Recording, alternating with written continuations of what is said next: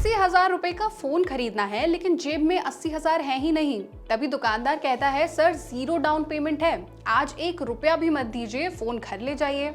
सुनने में ये कितनी शानदार डील लगती है ना, लेकिन सवाल ये है, अगर आपने आज 0 रुपए दिए तो क्या आपको ये सामान सस्ते में मिल रहा है, या फिर ये 0 रुपए सिर्फ आपको खरीदारी के लिए तैयार करने का एक तरीका है और आखिर में आपकी जेब में असल कीमत से भी ज्यादा पैसे निकल रहे हैं।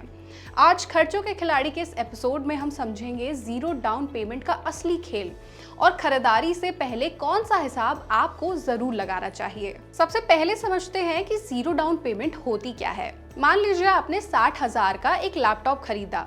0 डाउन पेमेंट में आपको शुरुआत में कोई डाउन पेमेंट नहीं करना पड़ता और खरीदारी की पूरी रकम को फाइनेंस कर दिया जाता है, यानी आज 0 रुपए और कल से EMI चालू। और यहीं से असली खेल शुरू होता है, क्योंकि हमारा दिमाग 60,000 रुपए की कीमत भूलकर सिर्फ इतना सोचने लगता है कि अरे सिर्फ 5,000 रुपए महीना ही तो देना है। लेकिन एक स्मार्ट खरीदार EMI नहीं बल्कि टोटल कॉस्ट देखता है। अब सबसे जरूरी बात समझिए, 0 रुपए का मतलब फ्री बिल्कुल नहीं होता। मान लीजिए 60,000 रुपए का फोन 0 डाउन पेमेंट पर मिल रहा है और आपकी EMI 5,500 रुपए है। अब 5,500 रुपए को 12 महीने से गुणा कीजिए, कुल रकम कितनी हुई? 66,000 रुपए। यानी 60,000 के फोन के लिए आपने 66,000 रुपए चुका दिए, और अगर प्रोसेसिंग फी या दूसरे लागू चार्जेस भी हैं तो आपका खर्च इससे भी ज्यादा हो जाता है। इसलिए पहला नियम हमेशा याद रखिए, 0 डाउन पेमेंट मत देखिए बल्कि टोटल पेएबल अमाउंट देखिए। और एक बात और, 0 डाउन पेमेंट और 0 इंटरेस्ट एक जैसी चीजें बिल्कुल नहीं है। 0 डाउन पेमेंट का मतलब सिर्फ इतना है कि आपको शुरुआत में डाउन पेमेंट नहीं करनी है, बाकी रकम पर वैसे ही ब्याज लग सकता है। अब आते हैं दूसरे खेल पर, जो है हिडन चार्जेस।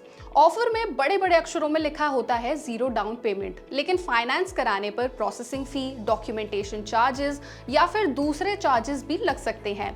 इसलिए डील फाइनल करने से पहले हमेशा जरूर पूछिए कि प्रोसेसिंग फी कितनी है, इंटरेस्ट कितना है और कहीं कोई कंपलसरी इंश्योरेंस या फिर कोई एड ऑन तो नहीं जोड़ा जा रहा। याद रखिए, 0 रुपए के बड़े बड़े अक्षरों के नीचे जो छोटे अक्षरों में जो शर्तें लिखी होती है ना, उन्हें पढ़ना बहुत जरूरी है। अब बात करते हैं तीसरे खेल की, जो है डिस्काउंट का नुकसान। मान लीजिए किसी प्रोडक्ट की कीमत 50,000 रुपए है। अगर आप फुल पेमेंट करते हैं तो आपको 3,000 रुपए का इंस्टेंट डिस्काउंट मिल रहा है, यानी वही सामान आपको 47,000 में मिल सकता है। लेकिन अगर 0 डाउन पेमेंट फाइनेंसिंग में ये डिस्काउंट नहीं मिलता तो भले ही आपने कोई एक्स्ट्रा चार्ज ना दिया हो, लेकिन 3,000 रुपए की बचत का मौका जरूर गवा दिया आपने। इसलिए हमेशा 2 आंकड़े जरूर पूछिए। पहला ये कि कैश में फाइनल प्राइस कितना है और EMI में टोटल पेमेंट कितनी होगी, और फिर दोनों की तुलना कीजिए। अब बात करते हैं सबसे बड़े खतरे की। 0 डाउन पेमेंट कई बार आपका बजट ही बढ़ा देता है। मान लीजिए आप 40,000 रुपए का फोन खरीदने गए थे, दुकान पर आपको 70,000 रुपए का एक फोन पसंद आ गया।